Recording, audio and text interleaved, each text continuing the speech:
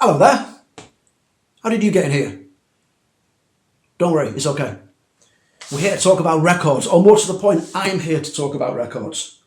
Or one record at least in particular.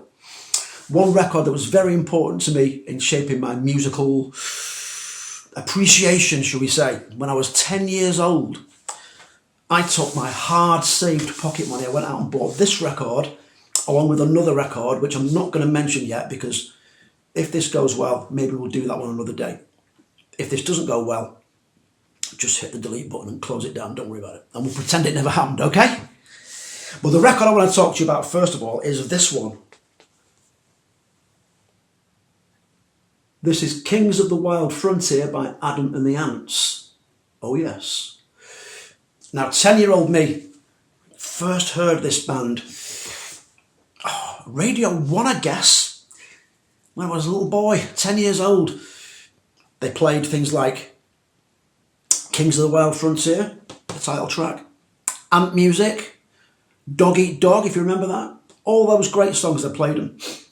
And then one night, on a Thursday night, we switched on the television and Top of the Pops was on. And Adam and the Ants were on it, singing some of these very songs. Or one of them anyway, probably.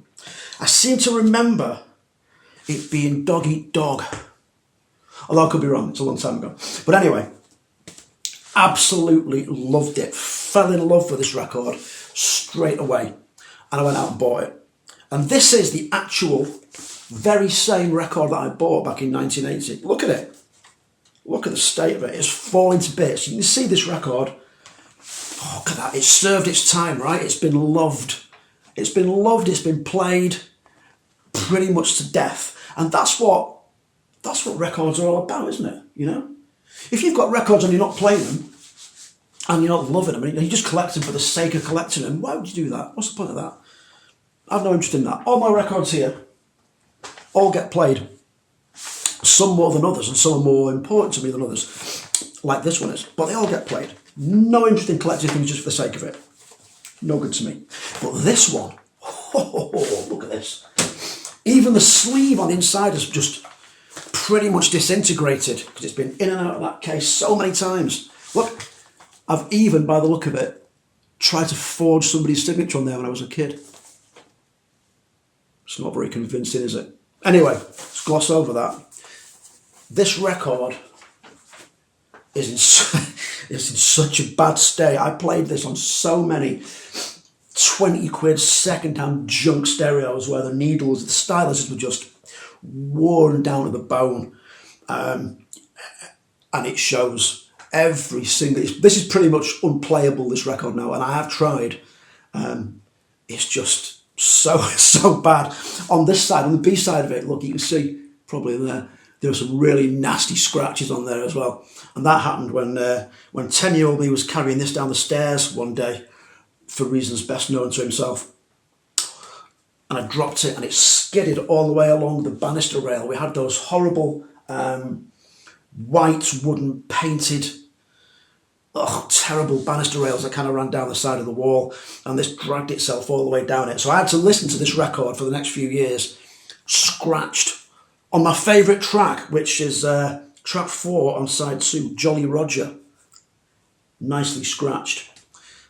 Because you couldn't just go and buy another one at that age, could you? What were you going to do? But I loved it. And even to this day, I still love it. I play in a one-man band show, playing guitar, singing songs.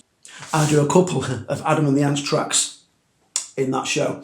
I do Stand and Deliver, which ain't on here. And I also do Ant Music, which is on here. And Ant Music, every time you play it, wherever you play it, it goes down an absolute storm. Because most of the people that come and see me play are my kind of age, you know, so they're like 50s, mid-50s. And this music resonated to us because at the time it was hard to get your own music. Yeah, you couldn't just plug a computer and press play or search. You had to get the money for it, go out, find it, and buy it yourself. It was great. So this record, look, it's there, it's fallen to bits, it's been loved, and it's unplayable. But don't worry, don't be downhearted, because when I bought myself a new stereo about, 10, 12 years back, I started collecting records again. I hadn't thrown my old records away, I'd kept them, but I started buying new ones. The first record I went out and bought, you know what's coming, don't you? Stay there. Stay there. It was another copy of Kings of the Wild Frontier. I couldn't help myself. Couldn't help myself. So this is the one that I played. Every time I want to play some Adam and the Ants now, this is the one that gets played. It's the same era. It's still the original record, just that somebody kind of looked after this one better than I did. But that's not where the story ends. It wasn't so good that we bought it twice. Oh no, no, no, no. It was so good that we bought it 3 times. 3 times. This very weekend, I went out and bought the 40th anniversary box set of Kings of the Wild Frontier from my local record shop here in North Wales. A shop which is called Noise Annoyed, if you'd like to look them up. Very good, very friendly. Look at that beauty, look at that. Oh, the stuff that 10-year-old me could only dream of. Fantastic. And there it is. So what do I say to you about that album? I can't fault it. There's nothing on it that I would skip or not play. If I was out somewhere and somebody put any track off that on, I'd be up and I'd be loving it. It wouldn't matter whether I was sober, drunk. It just wouldn't. I wouldn't care. I'd have to listen to it and I have to say, turn that up, mate. That's great. It changed my life. It set me on a musical path that I've followed ever since. And I know Adam's getting on a bit. He's 70 years old, Adam now. 70. God bless him. Can you remember? 70 years old. Bald as a coot. Wears a syrup on stage. But don't let that stop you buying his records, going to see him. He's still a great performer. I saw him a few years back and he's still really good. In fact, he did this album in its entirety in Manchester. We saw him and it was great. Really good. So do yourself a favour, as one of the lyrics says in Ant Music, do yourself a favour.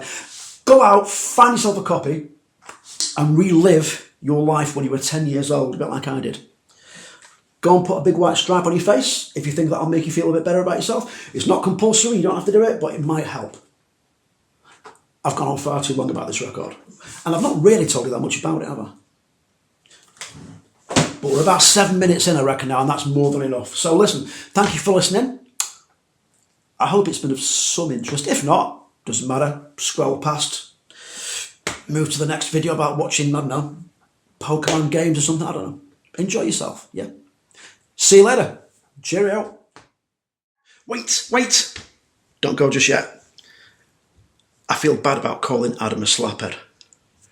So, Adam, if you're watching this and you want to call me Specky Four Eyes or Fatso to get your own back, we can call it quits. No hard feelings. Fine by me.